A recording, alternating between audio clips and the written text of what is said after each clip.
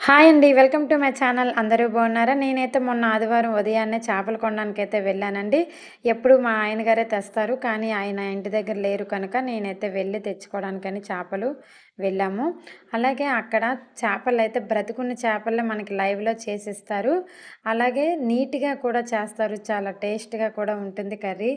చేపల పులుసైనా, ఫ్రై అయినా చాలా టేస్ట్‌గా ఉంటుంది. ఎప్పుడు మేము ఇక్కడే చేపలైతే కొంటాం. చూసారా ఈ చేప బ్రతికుంది. ఇలా బ్రతుకుని ఫ్రెష్‌గా మనకైతే ఇక్కడ అమ్ముతారండి. చాలా రేట్ కూడా రీజనబుల్‌గా ఉంటుంది.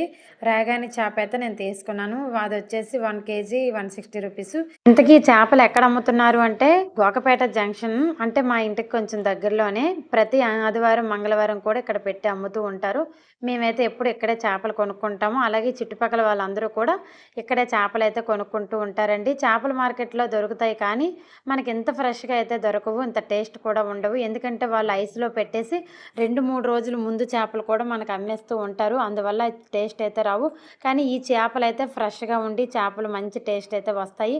కనుక ఈ చుట్టుపక్కల ఎవరికైనా తెలియకపోతే ఇక్కడికైతే వచ్చి కొనుక్కోండి. ఓకేనండి. ఇంకా నేను చేపలు పట్టుకొని ఇంటికైతే వచ్చేసాను. వీడియో నచ్చినట్లయితే ఒక లైక్ చేయండి. మన ఛానల్‌ని సబ్స్క్రైబ్ చేసుకోండి. Bye bye.